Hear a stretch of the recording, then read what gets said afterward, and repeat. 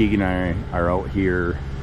We're gonna get this driveway, sidewalk, part of the city sidewalk and the approach tore out.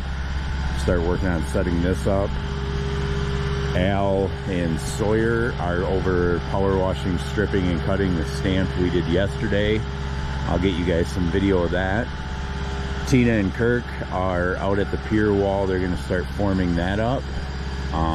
So I will keep you guys posted as we move along today, but we are man down. Thanks, guys.